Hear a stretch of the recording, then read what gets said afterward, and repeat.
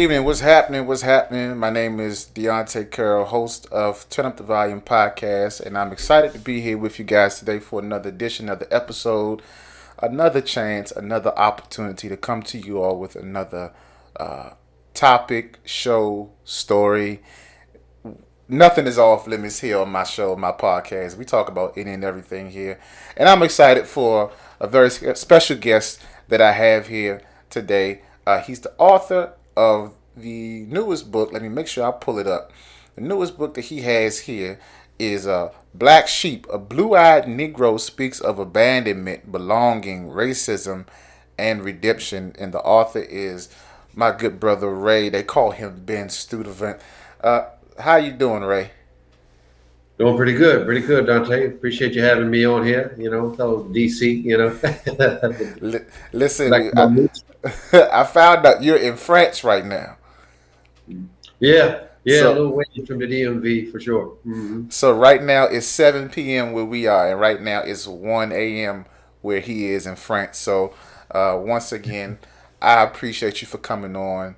I'm very grateful for you to be here to talk about your book, to have a conversation, for us to unpack some things that need to be discussed, particularly in our community in the time that we're living in. And I think it's very important. And so it's just interesting, Ray, how I came across you. I came across you from the young lady who is was responsible. I guess she's like your PR person. Shout out to Letitia Gomez. Um, her and I were chatting about some other things, and she actually brought you my way, introduced me to your work and to the book that you were doing. And then from there, I was like, yeah, I want to bring him on. I want to talk to him. And so I'm grateful. I heard. So you went to Carroll. I Yeah, was Bishop Carroll High School. I spent I went to St. John's first, but Okay. military. We in the military, we didn't really hit it off too well, so I went on up to. Plus, Carroll had dominating the football. I wanted to go up there and be a part of it. I didn't play, but I just like Carroll, man. So Yeah. yeah, What year did you graduate? 85. 85. I'm class of 2009. So I'm getting up there. I'm pushing my Yeah. 30th birthday in October. So It goes fast, brother. It goes fast. man, I'm looking back over my life. I'm like, man, Yeah. I was 18 at one point, and now I'm pushing 30. Like Mhm. I'm listen. My head thinning out. I had to shave my head, so everything. Yeah. So Yeah. it's all good. But I'm praying to the Lord I don't hit a midlife crisis once I get that 30 age. Yeah. Well, the way the world is going, there's so much stress. I mean, yeah. Yeah, yeah. So Yeah. so so let's get into it. Let's talk about your book. Your book, Black Sheep. So Mhm. first, I guess the first question I want to ask is, what prompted you to write this book, and why the title? Well, I think my mother was a Southern black woman from Mississippi, and she had passed away, and my agent Letitia had approached me about it before, but I just really, black black mothers, you ain't gonna put their business out in the street like that. What happens in the house stays in the house. I was Stays in never the really house. interested in doing that. But I felt like, and if you see the cover when it talked about redemption, and she, I never thought she really got her due for what she did for me. Hmm. And in the book, I talk about that, and I think because she was a Southern woman from Mississippi, ended up in D.C., and I felt like I owed her that. I felt she had rescued me in as an orphan. She didn't have to do that. And Hmm. she was faced with a decision, and I felt like I owed her that. And I wanted the world to know, she worked in the DC Public Library for like 35 years. Wow. And she encouraged so Benning Branch, Woodbridge, MLK. So Wow. she encouraged all the young kids in the hood to read and read and read.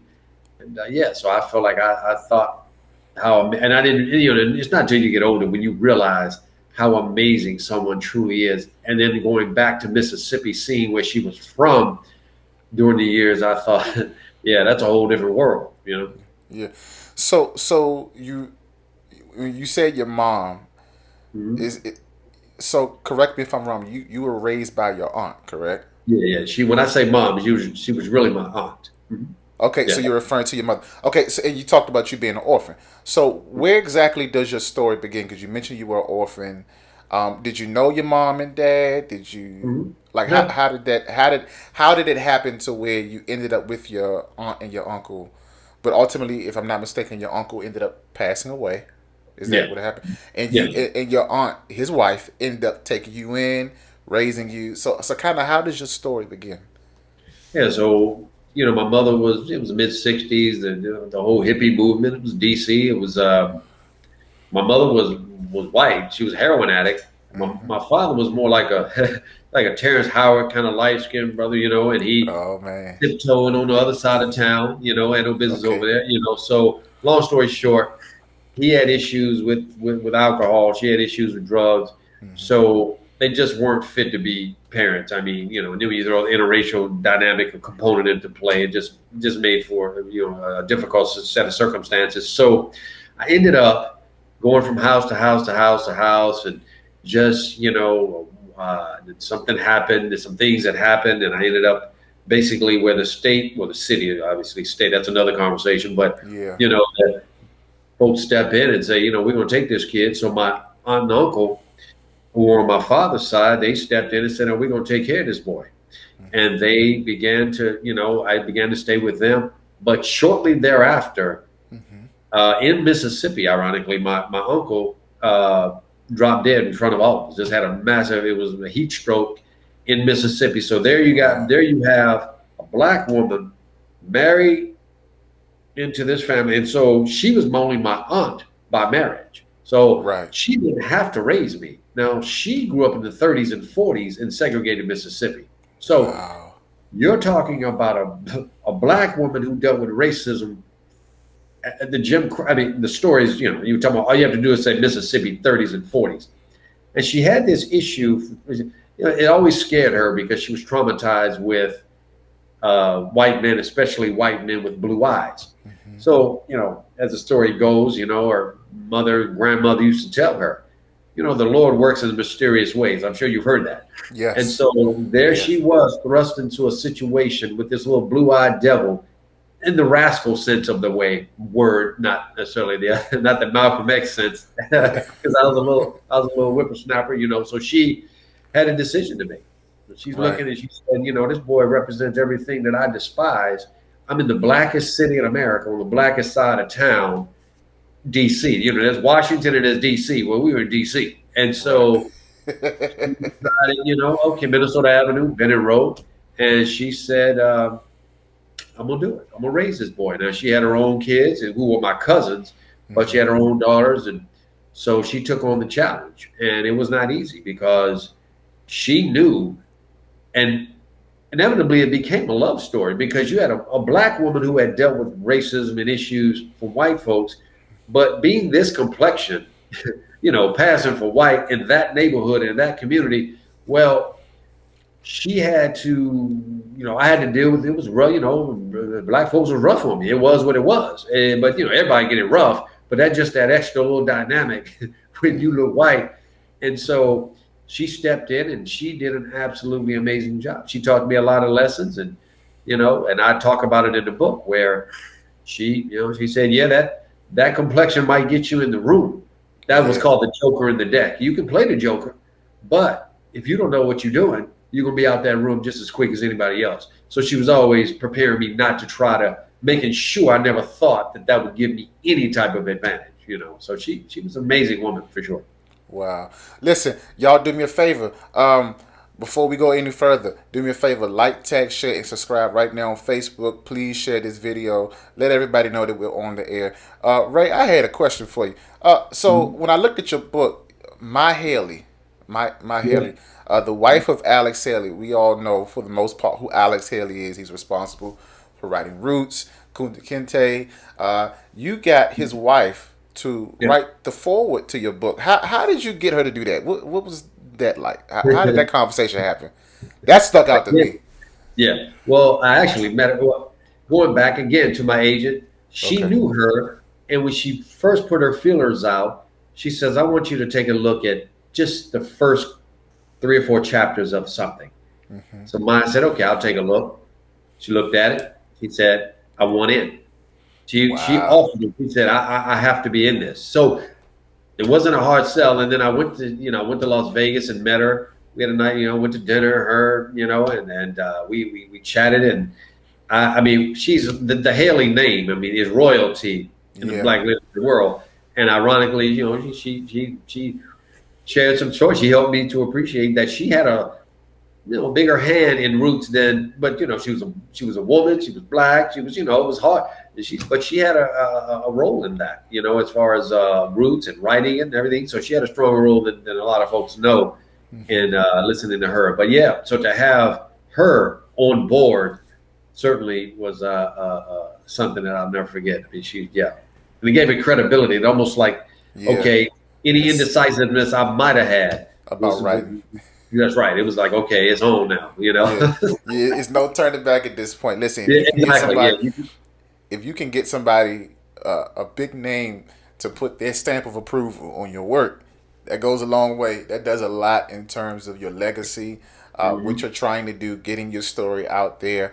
Because, like I said, when I first looked at your book, I picked it up and I was like, wait a minute, my Haley, who is that? I said, I wonder if there's some connection to Alex Haley. And so when I did my homework, I found out that's his wife. And so that is a big thing. And so power to you for actually getting her to do that.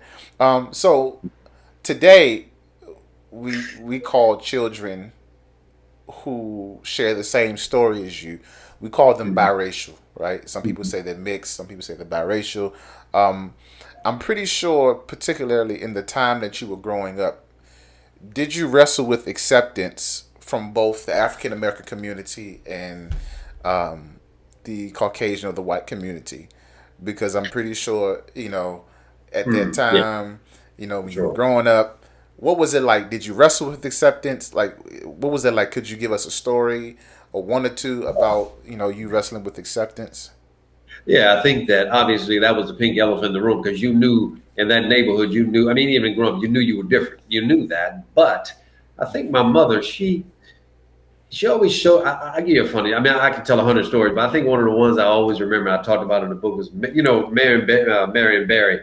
He had that job program and he was hiring, and I remember Mm-hmm. you had to get your mother's signature, and I was like 13 because if you were under 16, I think you had to get a signature. And I remember at that time I checked off the box white, when they fill out the application, and she was always quick to show me my birth certificate and say, "Listen, your birth certificate say you a Negro, you a Negro. You know what I mean? Don't think he's bad." So she came in, woke me up, held up the birth, and so she always wanted me to to just know that I was black, and it Right. was because in this get in where you fit in world, eventually you end up going along to get along Right. because obviously and I tried to learn the guitar and half my fingers were broken just fighting, just trying to survive. That's always, Wow. that's DC, man. So, um, but it wasn't until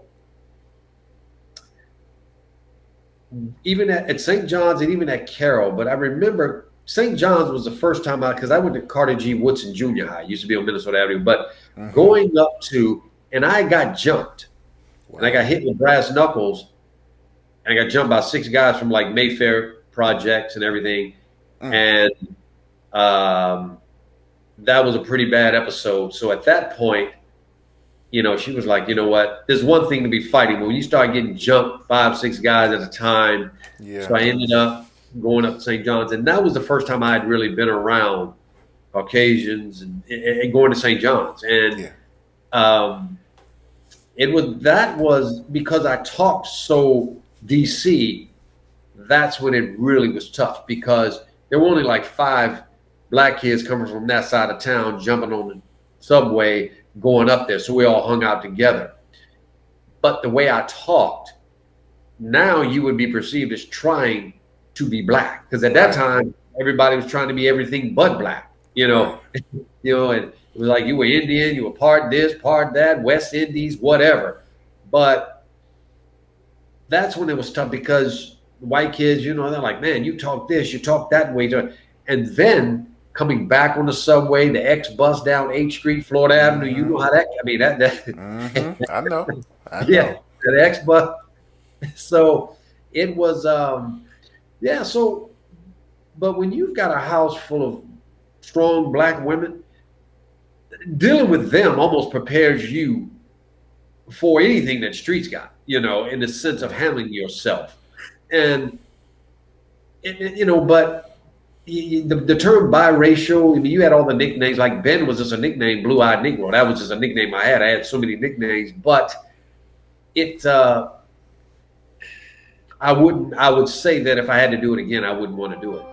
I mean, Hmm. I don't. I mean, life is. I've worked hard. My mother taught me a lot of valuable lessons, but it's something I wish I didn't have to deal with. I'll say that much, because Yeah. it's just something with every room you walk into.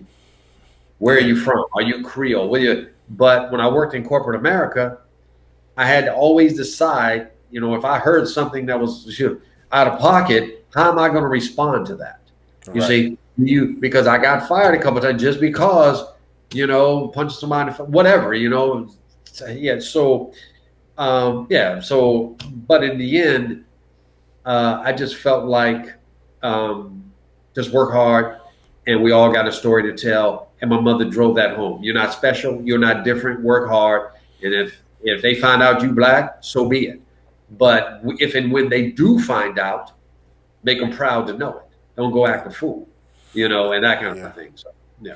Yeah. And as I'm listening to you talk, I can imagine, you know, going around people of color, black folks, and people Hmm. probably saying to you, "You're not black enough." You know, like the Oh paper yeah, for brown, sure. the brown paper bag testing. People saying, "Well, you're not black enough. You don't look black enough." And then you go around white folks and you're saying, "But yeah, I'm part white as well." Well, you're not white enough. You got too much kink in your hair, too much curliness in your Yeah, hair. for Like sure. your skin is not as light as it should be. So it's like you find yourself in the middle, because rightfully so, your genealogy, you're part white and you're part black. But it's like Uh-huh. I can imagine, especially in that time, when you tell people that I'm both, or I'm this and I'm that, people give you all kind of grief to it, and Yeah. so that leads me to my next question. Did you wrestle with self-esteem because of any of that? I mean, clearly it sounded like you fought a lot, but did that, growing up and figuring out that whole I'm biracial thing, or back then as I'm mixed, did that mess with your self-esteem? You know what happened was two things happened in 1977 when Roots came out. Right. That's when it got rough for real. Oh, okay. With Kunta Kinte and all that. You can imagine. My mama had to go up to the school and let kids know we're not having that. Like Yeah. before it even start, she knew because she worked in the library that all the I think Ebony and Jet had already had the previews of so everybody knew this saga was coming out. She go up there and tell the teachers, the principal, the elementary school, listen, this ain't what it looks like. So and then actually that summer Mm-hmm. I remember I got jumped, and then I got in some trouble because I think I threw some eggs at a neighbor. We were just then the boys acting silly, like 10 years old. But she brought me in the library, and I ended up reading. I was in Ebony magazine as a 10-year-old. It's still online. Somebody sent it to me one time. I was covered by it because she made me read 150 books that summer. I mean, I had to stay in the library all day, Stop and that playing. man, she was like, "Boy, read this." I read books I had no business reading. She said, "No, you going." Man, I don't think I stepped foot in the library for 20 years. But no, in all seriousness, I think self-esteem wise, I think because whenever your biological parents don't Mm-hmm. want you, that leaves you with some abandonment, self-esteem issues. Because though I love what my mama provided, roof and and decent, a stable foundation, you can't have both parents leaving you. Then on top of that, have that black and white dynamic. Mm-hmm. You know what I mean? Let alone being abandoned by your parents. So I did feel like, wow, nobody wants me. And then the people around here, it's like, wow, I'm different. So that was a little tough. But the saving grace, unfortunately, and when I say unfortunately, Yeah. I'm was following. that like I think the thing that when I hit a certain age or early teens or whatever, which led to a lot of fights and jumping, was that was during the era where light skin was in. We out now, but light skin brothers was kind of so we had that run from Superfly to Mac, Smokey Robinson. So I took it to a whole nother level. Like this ain't even. Oh man. But in all seriousness, I think, and it wasn't even that's what felt good. I mean, we all chase girls, but for me, it was more that just gave me a sense of the low self-esteem that you were asking me about. Mm-hmm. That gave me a sense of like, wow, okay, got a little, this might work for me. Because at that point, even though my mother provided that foundation, you knew you were different. You knew you were not with your real parents and all of that. And the black and white component was at play. So you were looking for anything to make you feel good, you Yeah. know. So that's how that worked. And so I made it, and then from that point it was time to go to the Go-Go's and Chuck and EU and Essence Oh and my goodness. yeah. Yeah. So you were raised by your aunt, and I Mhm. was reading. I think it was your press release. Your Letitia had sent me a lot of stuff about your book. She had sent me Okay. excerpts of your book and the press release, some other things. And so I think when I was reading your press release, um, your aunt, I think each time your aunt looked at you, she looked into your eyes, your blue eyes, and she saw the Mhm. Klansmen who tormented her family, where she grew up in the segregated Mississippi area. And so when I read that, I wondered to myself, at any time in your relationship with her, was there any tension between you and your aunt? Because it seemed like when she looked at you, she saw white men sometimes, or those Klansmen who tormented her family. So was there any kind of tension? It was she because I was so young when she brought me in. I think she bridled all of that. She was able to control that. But I think that as I got older and thought that there was a certain you knew you were different, but then she never let me play the cute card. When I say that, I Okay. mean you're not going to mispronounce words on purpose. Like in the Bible, Deuteronomy, that was my go-to word because I knew if I mispronounced it, try to sound cute, she'd just slap you in the face. She wasn't playing games. Like, and there was some She was serious. like, yeah, she wasn't playing. I mean, loving but didn't play. But I think and what happened was I think after Roots and then there was an episode where my biological father came back into the picture, Hmm. trying to impose his will, and things got really ugly.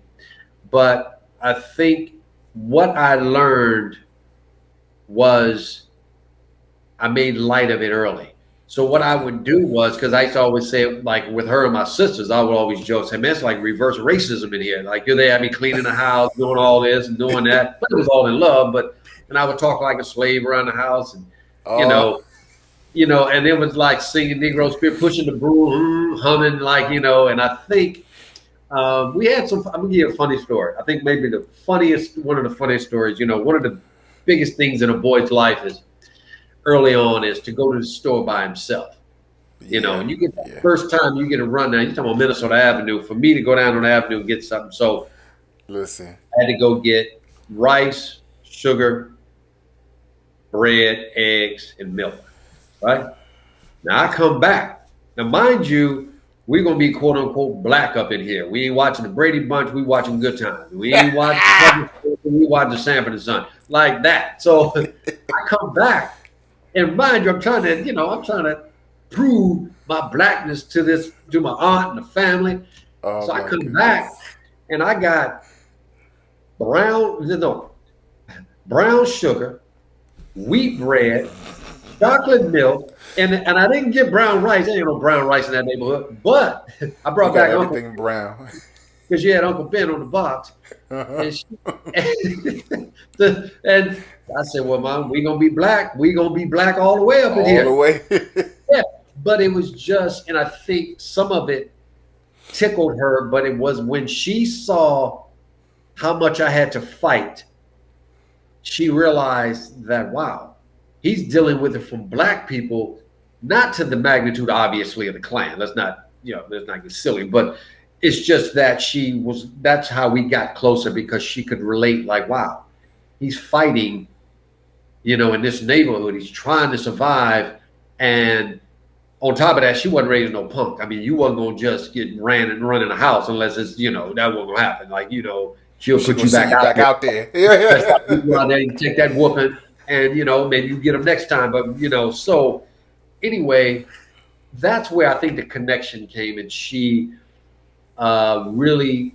felt something, I mean, she never let me know it until later, but I could see that her upbringing in the 30s and 40s. And when Yeah. we went to Mississippi the first time, Okay. that's when I really realized, wow, okay, I get it.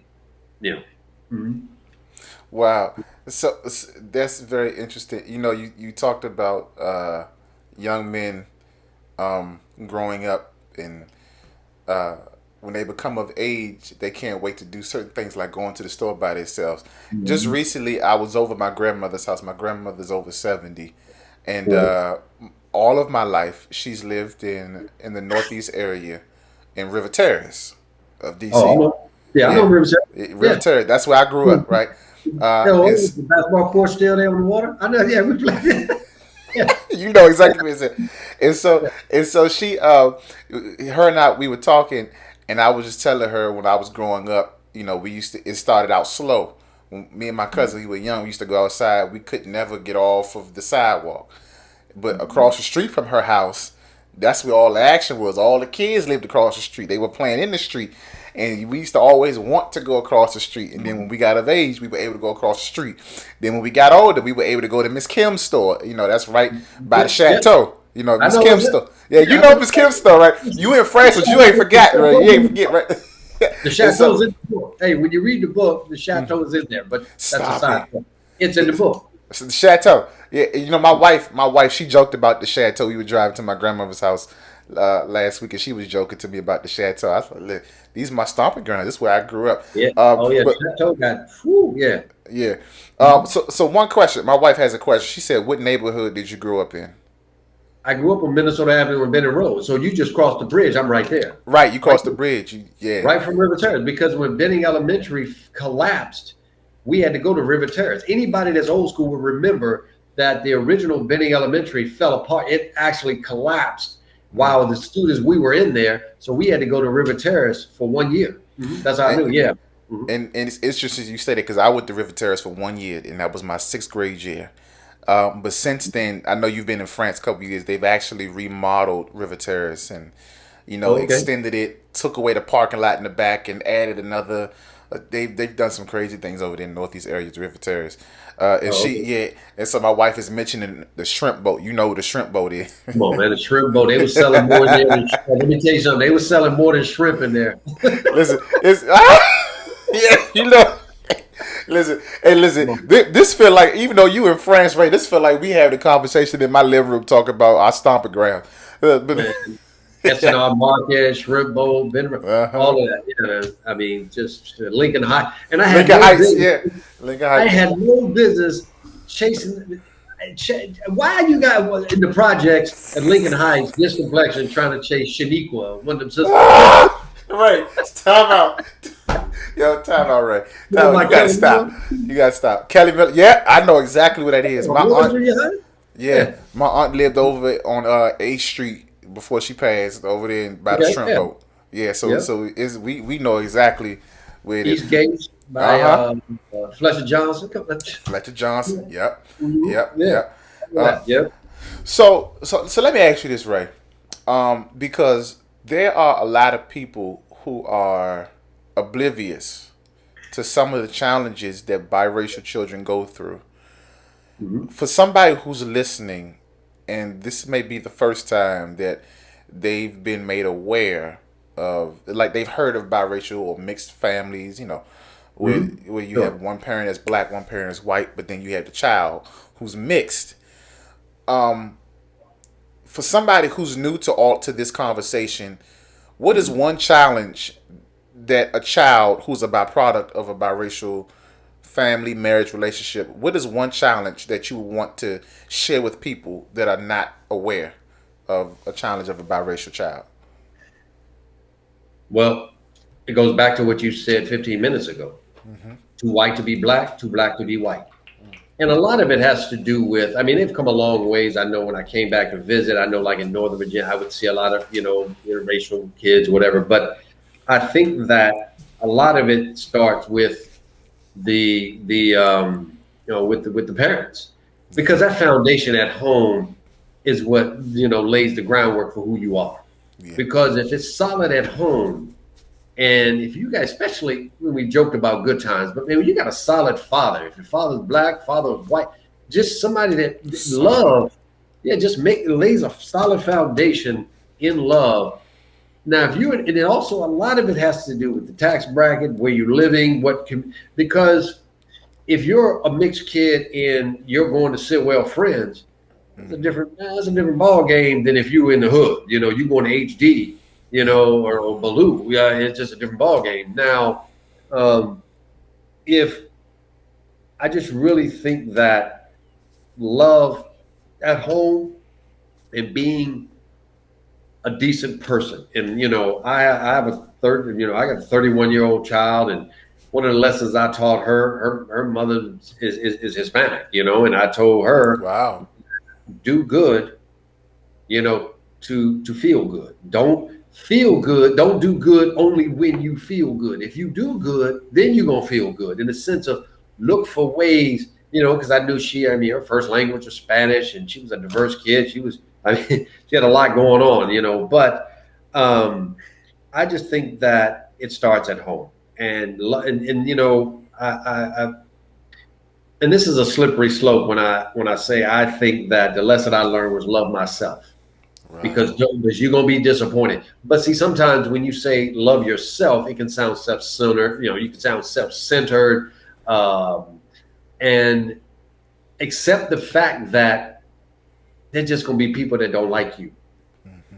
just because of what you look like, how much money you have, how much money you don't have. I mean, the sooner because if you talk to the whitest white person or the blackest black person, and just sit and talk, and in the circles I've run in around the world, that people, you'd be amazed that people just don't like. That people just not gonna like you. Nobody's gonna like you. I mean, it's just gonna be nobody's gonna like it. Everybody's not gonna like you, Right. and be prepared for that.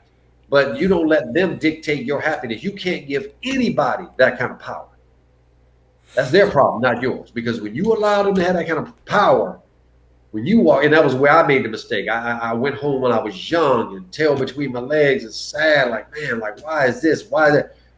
But then when you got them strong, now I didn't have a father figure in the house, but house full of solid black women, and my older sister Howard University, my sister Howard University, and all that, they wasn't messing around either, and so learned to say, you know what, we all got a story to tell, and this, like we talked about earlier, this story goes fast. Right.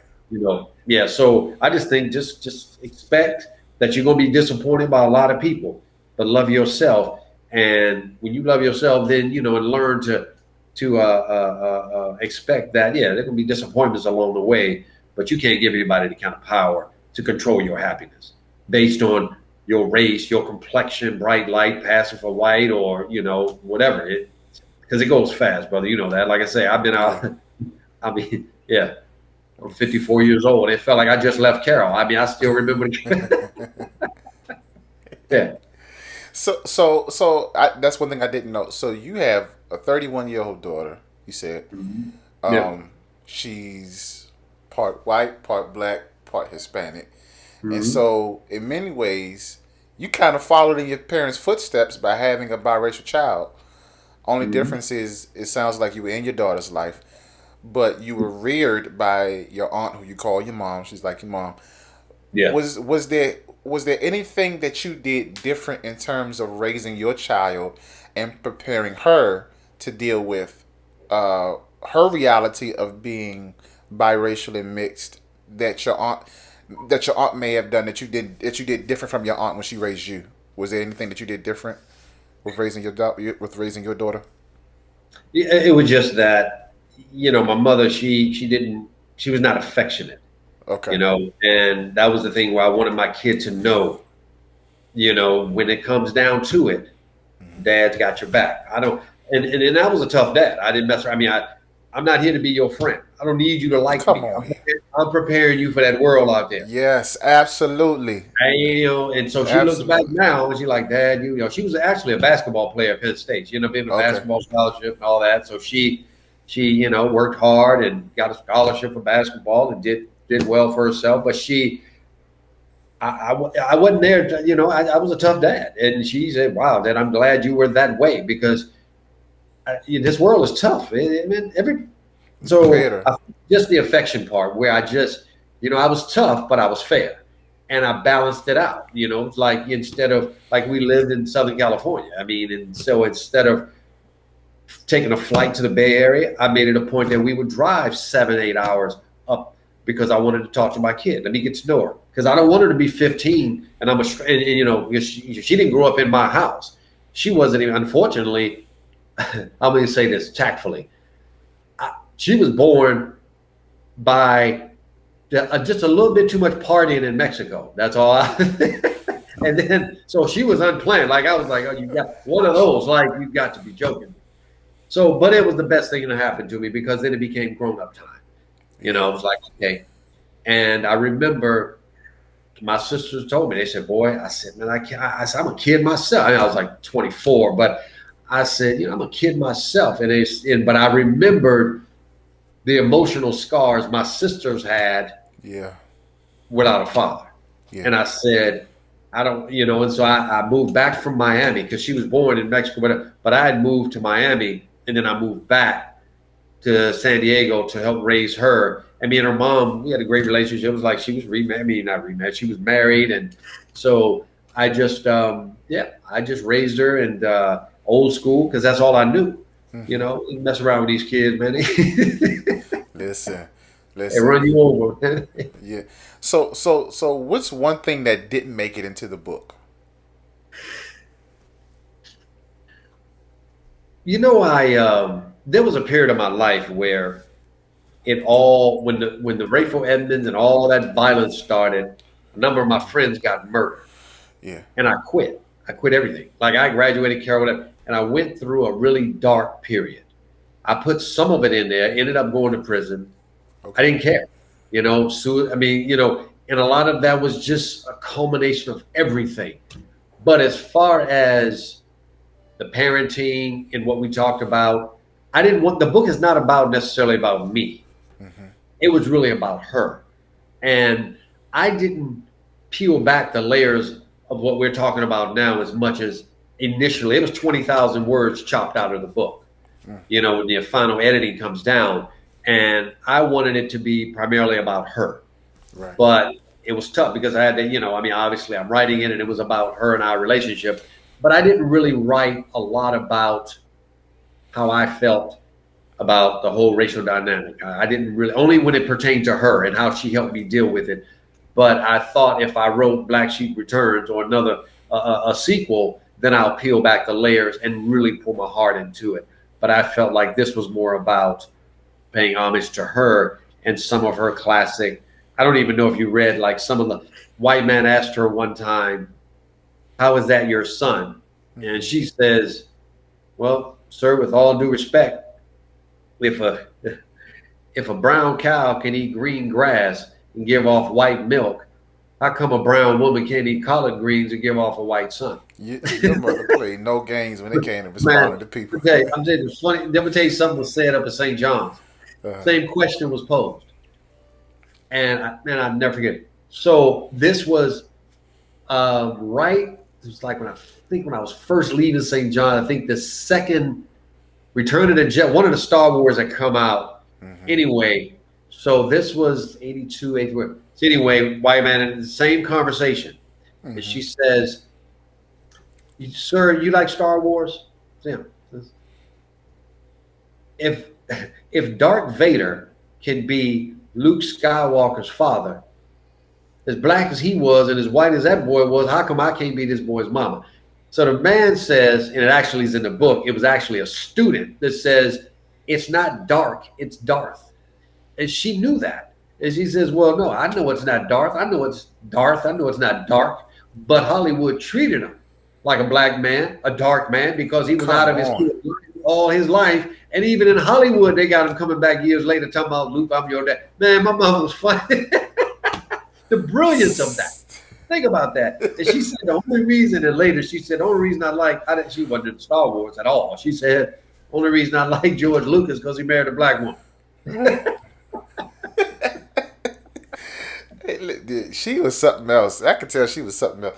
Listen, what's so so that leads me to this next question. I don't know if this is if what you just said would answer my question, but what's your Mhm. most fondest memory of your mom?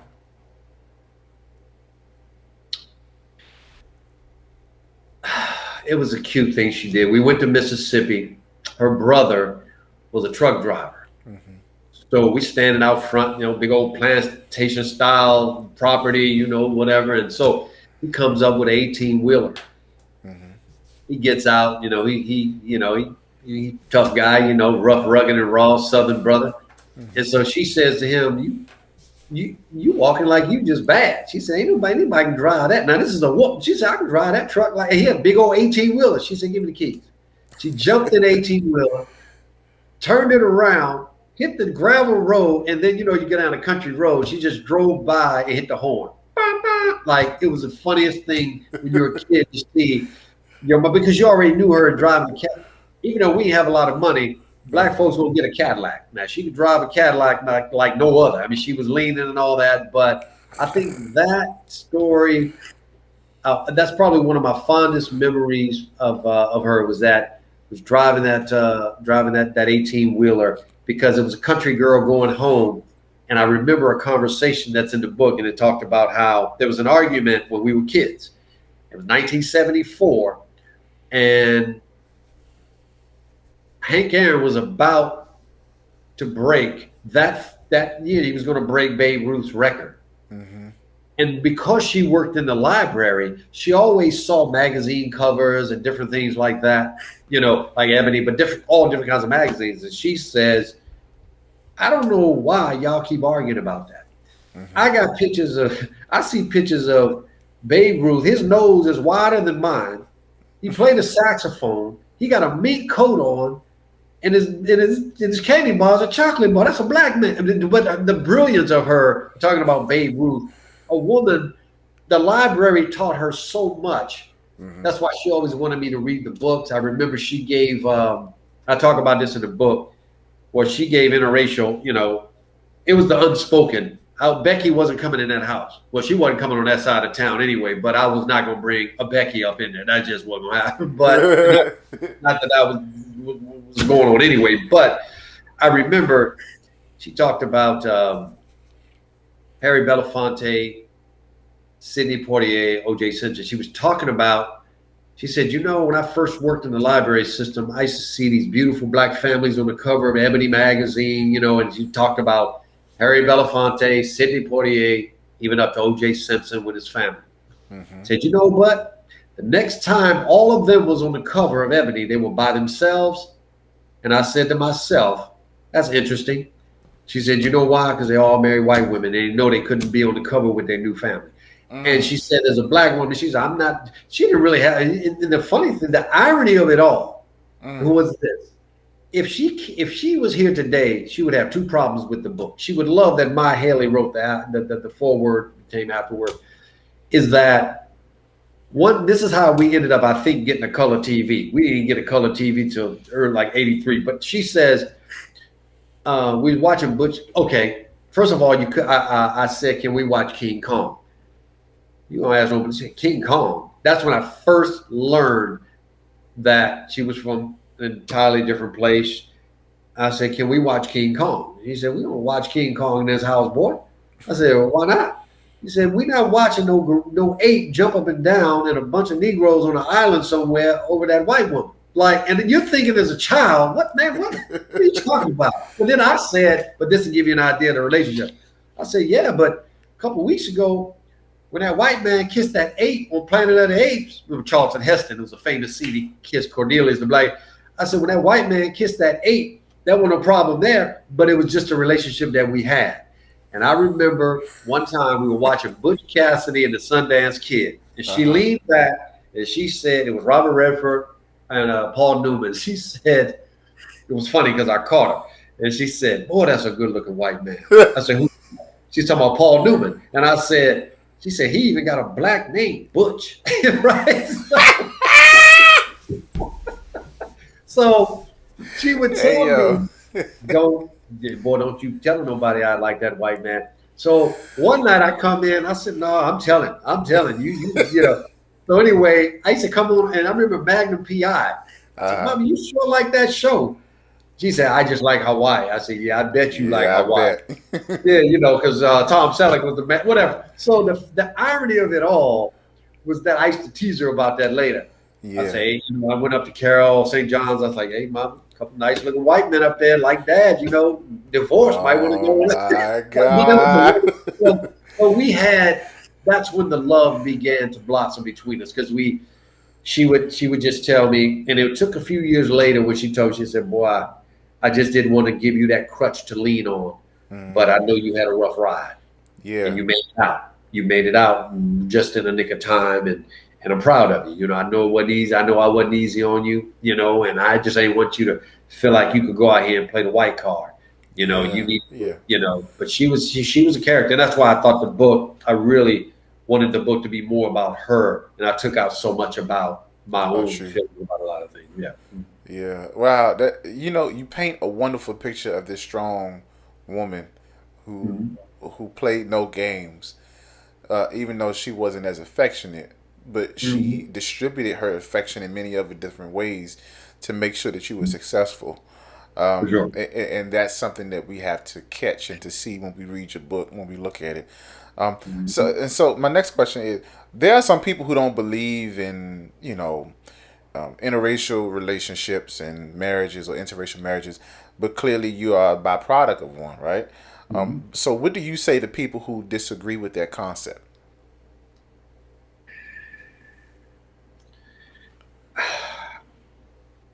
And it's so funny because I have a number of friends that are interracial both ways, black women married to white. And I mean, obviously, I don't have a problem with it. I think because my morals are rooted in the Bible. So Hmm. once everything is laid, I mean, I grew up in the Baptist church. I mean, I'm not a Baptist, but I'm one of Jehovah's Witnesses. But I grew up in the Baptist church, went to a Catholic school, whatever. And you would have told me that because ironically, Richard Pryor's ex-wife grew up over near us, near where we grew up, and so she was a witness and all that. And ironically, she was half black and half white. She had a black mother and a white father, and she was a witness. Richard Pryor. Well, that was a long story, but that's how I became a witness. But anyway, I just, man, you love who you love.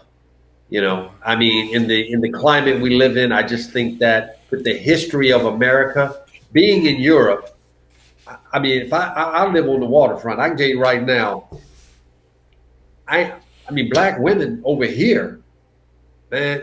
I mean, a lot of white men prefer. I mean, there's a lot of interracial, but unlike America, I see more black women with white men than black men with white women over here in South of Hmm. France. That's all I can speak of. Now, I just they, but as a kid, the way society is today, you never thought you would say it because you heard it years ago as an excuse when, and primarily from the white side, that what about the kids? What about the kids?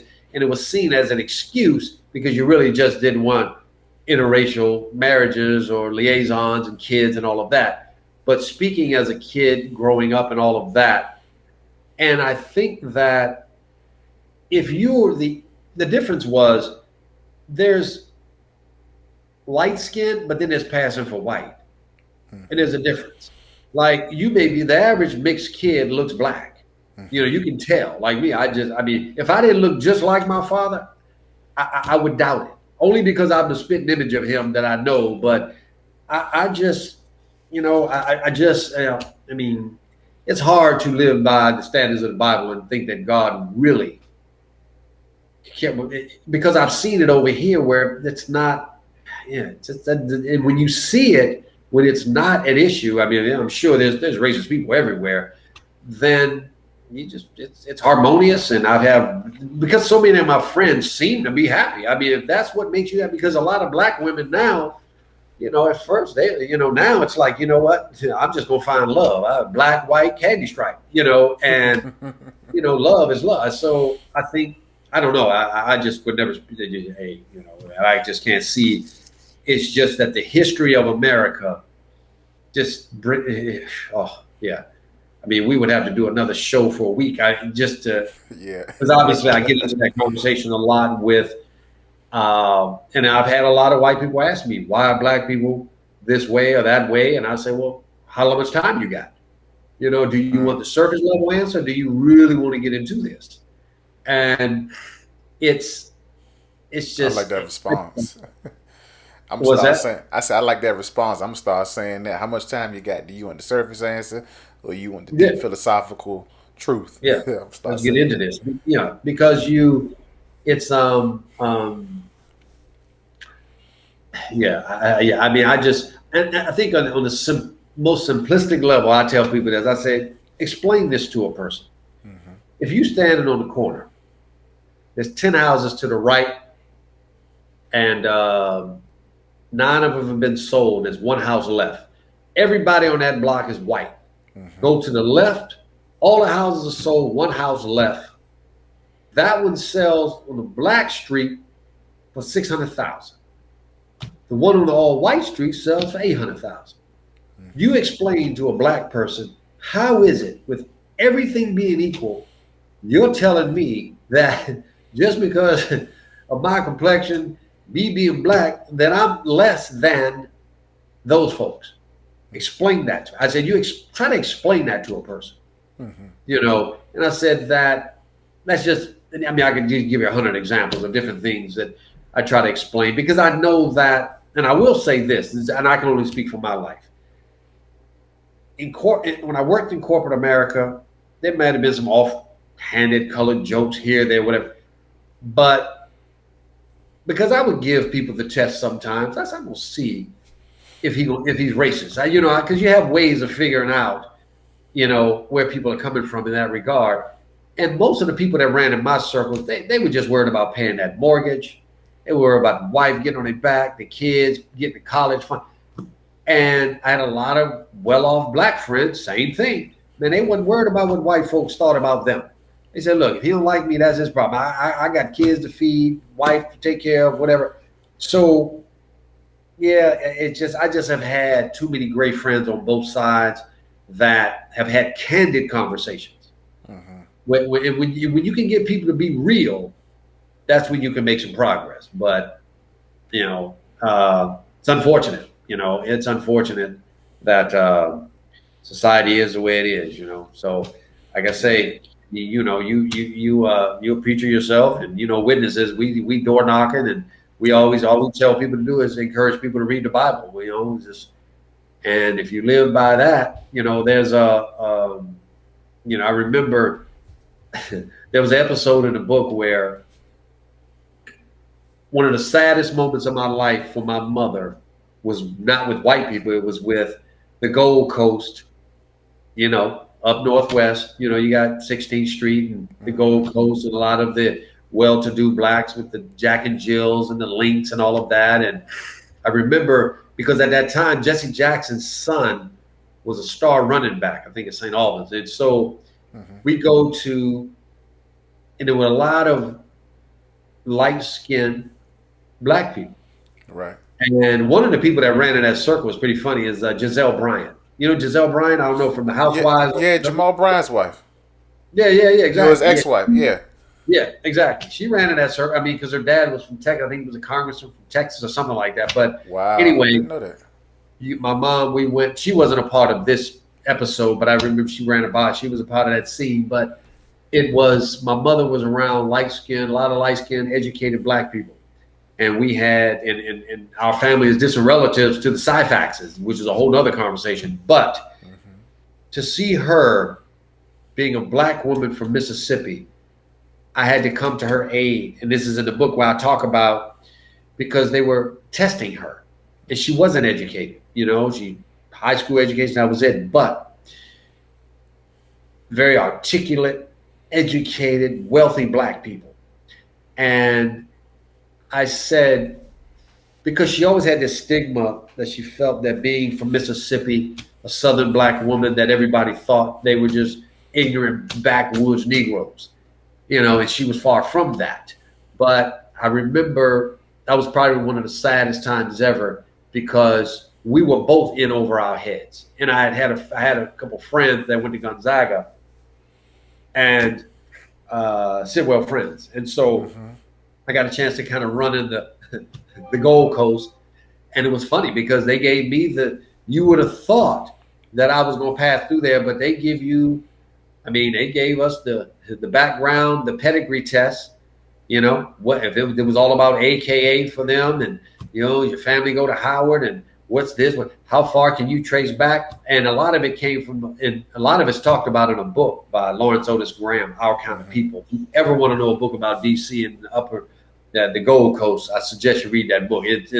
But it was really a sad time because she thought, wow, I had enough from white people. Now I got light skinned black people, just really making me feel like, it's like, wow, I can see taking it from them, but so that was really that was a tough time for her. That was a sad moment for me to see. That was one of the very few times where I felt she was. I rescued her because I was afraid she was going to unwind in there. I wasn't sure what was going to come out of her mouth, so I jumped in, but it made me see, wow, this is what she came from, and this is whatever. So, yeah. So DC is a fascinating city, man. It's a fascinating place, man. To be so small too, half a million. Yeah. Yeah.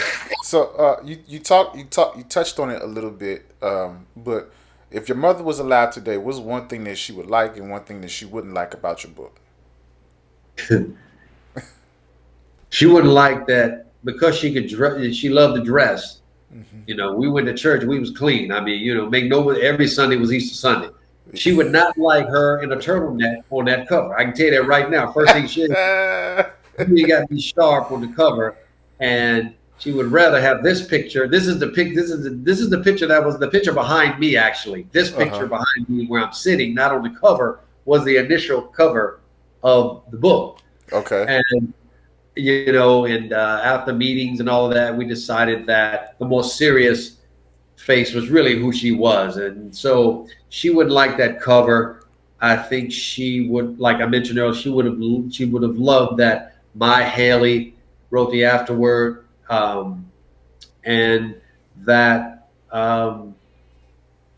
you said she would have liked to know that. she would have loved the fact that my Haley wrote the foreword afterword to the book. I think she would absolutely love that. She wouldn't have liked the cover, but I think she would have loved the fact that I represented her in a way, for her wittiness, for her love, for insight, and just tough love. Just the lesson. She told me what was going to happen in my life, and it happened just as she said it. It was like I was sitting in a jail cell saying, she told me this was going to happen.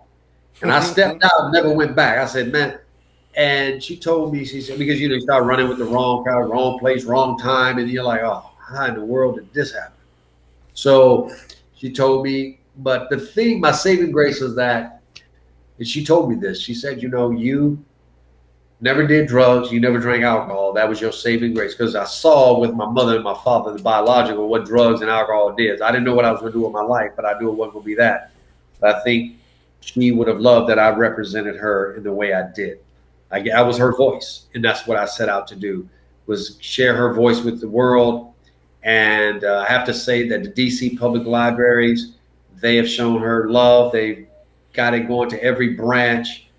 And that's all I ever wanted, really, was to have a copy of the book, of her headstone or tombstone at Arlington Cemetery, and to have DC public libraries acknowledge. And they've even reached out, and they're going to have me come in and do similar as this, because she gave 35 years to DC public libraries, and a lot of that was encouraging the young kids in the neighborhood, read, read, read. And we've got, man, who grew up in that neighborhood is Leonard Ellerby, Floyd Mayweather's manager, president of Floyd. Yeah, he grew up right there in Benton Woods apartments. And wow, never knew that. Man, I mean, with my mom just influenced a lot. Troy Weaver, the general manager of the Detroit Pistons. He went to Carroll. he went to Carol with me. I mean, but she, oh man, I just remember she would just encourage. She would bring books home and give them to the boys. Say, hey, and it started with the Studevent family because her husband, before he passed, my uncle, he drove the bookmobile. The big Yeah, library on wheels. That was he drove those, going to every neighborhood telling kids to read. So yeah. yeah. So yeah, I think she would have loved that I represented her in such a way for sure. Mhm.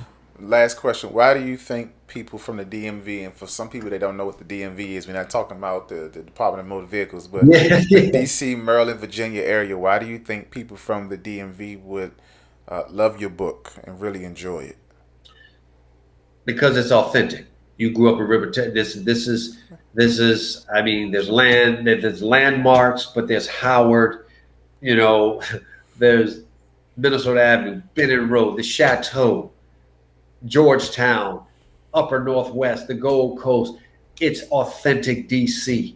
And I deliberately wanted people who read it to say, wow, I remember the shit. It's so funny that, you mentioned, The Chateau. the Chateau, because let me give you the quick story. If you ever YouTube Connie Christmas, Okay. she's saying she used to be on tour with Bo Diddley and all them. She was I mean, she was a pretty popular singer out of DC. Mm-hmm. Well, there's a story about her at the Chateau. One of the most compelling stories in the book happened there. And Connie Christmas, if you look up, just say YouTube Connie Christmas, she had 3 major hits and Big Chief, whatever. But she was my sister's mother. She was like my step. She was my father's daughter. He was like Papa was a Rolling Stone. I mean, he was like Johnny Appleseed, man. He had kids all over the place. So yeah. Wow. So, but Connie Christmas was at the Chateau, like the Chateau, and they did hand dancing and all kinds of Uh stuff, huh. Uh huh. But I just think that it's authentic DC, and you being from River Terrace, a lot of times people say they from Columbia, Maryland. That ain't DC, man. Like this deep. Like now, PG kind of got the pass because I think PG got P, but it's authentic DC. It's What is PG? My wife, she calls PG. Oh, you from PG County, so you're like Ward 9. I think she was yeah, saying something. yeah, yeah. Because we used to call that DC light, until we got jumped in Kettering going out to Largo. Said, no, they yeah, but no, it's yeah. So I think because it's authentic, and that's why we put the skyline on the cover Uh-huh. because I just want people in DC to know, wow, Howard, just George Avenue and some of the stories. And I did take out there was a go-go aspect too, but I took that out because I was kind of drifting from my mom's story. But it's hard not to write DC and not put Chuck And and I put Essen. Chuck Brown in there. Yeah, exactly. The golfer, but something had to give, and it was more about her. But yeah, I think if people in the DMV really would enjoy just that it's authentic. It's from DC. It's just in the city, 70s, 80s. Yeah, Hmm. yeah, So your book is pretty much like a head nod to everybody from DC. Like anybody that's that's right. spent any length of time in DC, it's a Mhm. homage and a head nod to people. Wow, wow. Everybody, Ray Studevent, y'all. Listen, Ray, I Right. really enjoyed this interview. Sometimes Yeah, you never know who you'll come across when you're yeah, having a yeah, yeah, conversation. Because yeah. ultimately, like I said, originally, when I talked to your agent, Letitia Gomez, Mhm. I was Yeah, reaching out to her because, and I'm gonna tell you this story. This is how I end up finding out who you are, right?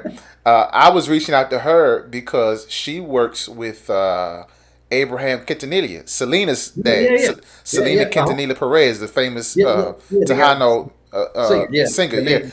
And so I Yeah, was trying to get Mr. Q on, but Mr. Q was busy and tied up with some stuff, so he couldn't get on because I just yeah, got his book. So I found yeah. out he had released a book, and so her and I we were talking, and she was telling me about you. And listen, this conversation. Listen, I'm just blessed to be able to come across you, brother. I'm blessed to Yeah. be able to have you on to be able to talk about this Mhm. because your book, your life, your story is something Mhm. that we all need to hear. Because you were dealing with a lot growing up, and Mhm. you end up having a daughter, raising her, with Mhm. your own life experiences. And so it's just amazing to be able to say, I know you. And now I can call you my brother because I actually know you. I feel Mhm. like it feel Yeah, like we've known each other for a while, but yeah, and you the know how people, it is. Yeah, yeah. yeah, and people are just ear hustling on our conversation, So when they're looking at this, Mhm. and so listen, do me a favor, tell people where they can follow you and where they can buy your book.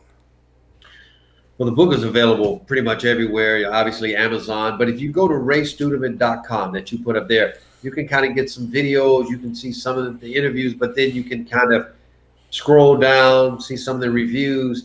Then you'll see Amazon, Barnes and Nobles, or whatever at the bottom. So all the major book outlets, it's available. That's why I say I encourage them to go to raystudevent.com because at the bottom you can click. It's a one-stop shop, but also get some excerpts from the book. And yeah, and then Instagram, you had that up at Ray Studevent. That has some of the, and it's strictly for the book. I don't normally do a lot of social media, but that's strictly about the book. So you'll see some of the reviews from different TV outlets and magazines and things. So yeah, so like I say, Dante, I really this was like a trip down memory lane. DC, Carroll, we the same high school. I mean, come on, you grew up River Terrace. Yeah, yeah. Yeah, I was yeah. just there this last weekend. I think it was Saturday. I was just there visiting my grandmother. Yeah, so Wow. she's still over in that area, and anybody who knows my grandmother, my grandparents, back in the early to mid '90s, we used to always have block parties in River Oh, Terrace, okay. or on Yeah, Clay Place, and so yeah, so that's the River Terrace was the place to be growing up for me, and so yeah. yeah, so like I said, this was a pleasure going. It felt like I was going back down memory lane too. Ray Yeah. Studevant, listen, y'all do me a favor. Y'all do me a Thanks, favor. Dante. Y'all do me a favor. Hold on, Ray. Don't go nowhere just yet. Don't go nowhere just yet. So listen, y'all do me a favor. Go follow me on Twitter at Deontay J Carroll. Right there, no apostrophe or one word. Also, go follow me on Instagram at Deontay Carroll or one word, no apostrophe. Listen, every week I go live on Facebook Live with my show at Deontay J Carroll Senior. Right there at the bottom. Also, you want to follow me. If you're not following me on YouTube, go to YouTube right now. Don't waste no time. Go to YouTube right now. Type in my name, Deontay Carroll. Look for my logo, my beautiful brown face with the beard and the baseball cap. Look for my logo and make sure you subscribe. But not only subscribe. Once you subscribe, hit the bell and then hit all. So that way, anytime I post my episodes, I post all of my episodes, I post everything on YouTube immediately after I finish going off the air. And so hit that all button after you subscribe. So anytime I post something on YouTube, you will get the notification immediately to all of your devices, cell phones, tablets, computers, wherever you get your notifications from YouTube. You want to follow me on YouTube. And also do me a favor, go to my website right now at www.deontaycarroll.com. I have all of my books on my website. I have some of the best interviews from my podcast on my website. You find out more information about who I am, things of that nature. And listen, it takes money to run this show. If you want to be a blessing, feel free to drop something in the Cash App at $ DJ Carroll 91. Also, I'm on Zelle at DeontayJCarroll at gmail.com. Also, you can also reach me there at DeontayJCarroll.com at gmail.com if you want to email me. Let us know. Leave some comments. Tell us how you like the show. And listen, I want to thank my guest, Ray Studevant. Y'all do me a favor. Follow him. Buy his book. I'm going to put it up again right here. His book, The Black Sheep, A Blue-Eyed Negro Speaks of Abandonment, Belonging, Racism, and Redemption by Ray Ben Studevant. Y'all make sure you go get his book. I'm Deontay Carroll. I love you guys. Y'all be safe. There's a lot going on in this world. And as I always say, don't let nobody take your voice from you. If you got something to say, do me a favor and say it with your chest. I love y'all. See y'all next week. Y'all be blessed.